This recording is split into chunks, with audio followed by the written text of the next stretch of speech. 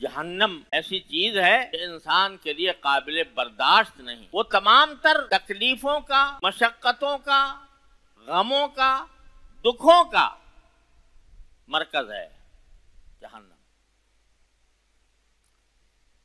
جنت میں کسی غم کا نام و نشان نہیں، کسی تکلیف کا نام و نشان نہیں، کسی خوف کا نام و نشان نہیں. اور اللہ بتائے جہنم میں کسی خوشی کا نام و نشان نہیں، کسی آرام کا نام و نشان نہیں. تکلیفیں ہی تکلیفیں، عذاب ہی عذاب، آگ ہی آگ. اتنا زبردست امتحان ہونے والا ہے تمہارا مرنے کے بعد. اور اس کا پرچہ بھی آؤٹ کر دیا گیا. کیا پوچھا جائے گا تم سے اس امتحان میں کہ بتاؤ ہم نے تمہیں اتنی زندگی دی تھی وہ کاہے میں گزاری؟ ہم نے تمہیں اتنا مال دیا تھا کس چیز میں خرچ کیا؟ ہم نے تمہیں جوانی دی تھی وہ جوانی کس چیز میں لٹائی تم نے؟ اور ہم نے تمہیں علم دیا تھا تو اس علم سے کیا نفع اٹھایا تم نے؟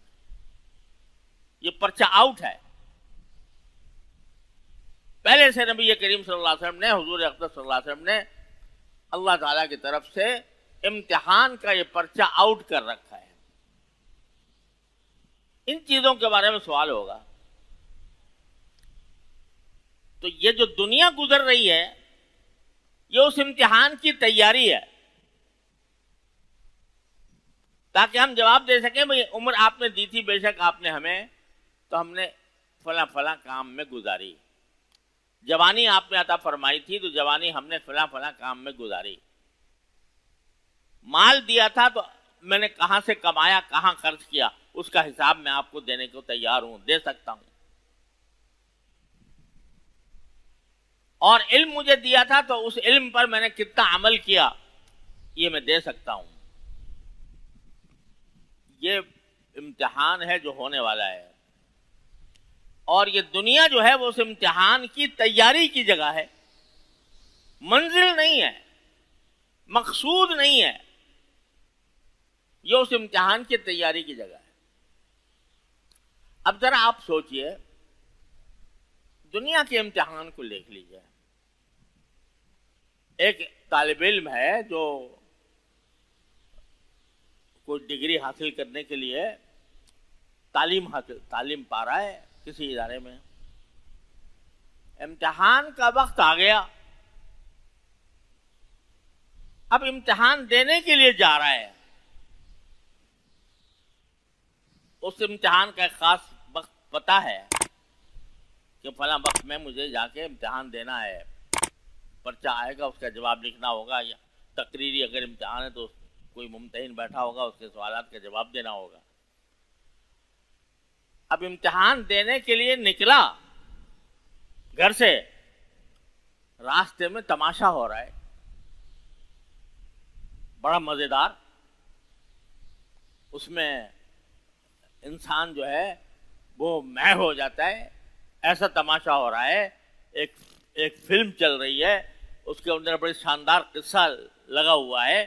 اس کو دیکھنے کو دل للچایا اور وہ اس نے سوچا یار چلو یہاں کھڑے ہو جاتے ہیں، یہ فلم دیکھتے ہیں جس میں مزہ آئے گا.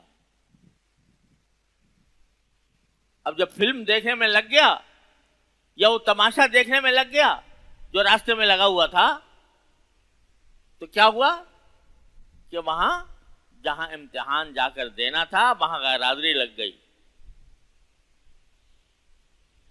بتاؤ عقل مند ہے وہ شخص عقل مند ہے جو امتحان دینے جا رہا ہے اور امتحان گاہ تک پہنچنے سے پہلے راستے کی رہنائیوں میں، رنگینیوں میں گم ہو کر اس نے وقت ضائع کر دیا.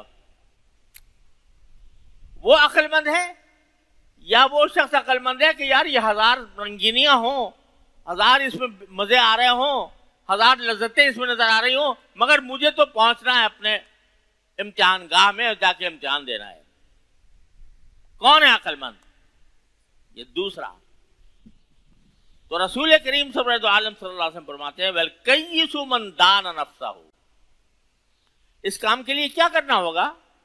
امتحان گاہ تک پہنچنے کے لیے اور ان رنگینیوں سے اپنے آپ کو الگ کرنے کے لیے کیا کرنا ہوگا کہ جو اس کا دل مچل رہا ہے، دل میں جو خواہش پیدا ہو رہی ہے کہ میں جا کر اس رنگینی میں کو دیکھوں اور اس کا نظارہ کروں، یہ فلم دیکھوں، یہ دل میں جو اس کی خواہش پیدا ہو رہی ہے، اس خواہش کو کچلے گا یا نہیں کچلے گا؟ خواہش کو کچلے گا اور کچل کر وہاں جا کر امتحان دے گا۔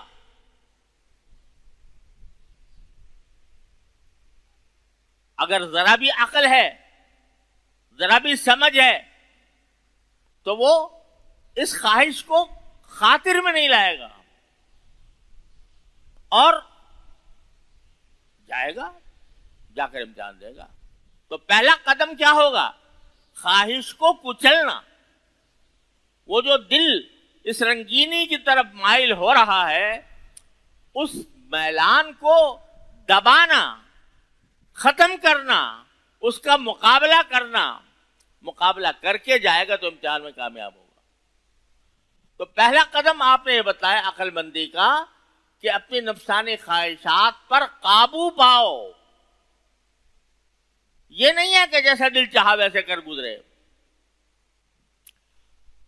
دنیا کے اندر بھی جب انسان زندگی گزارتا ہے تو اپنے دنیاوی مقاصد میں بھی ایسا نہیں ہے کہ وہ جو چاہے کر گزرے،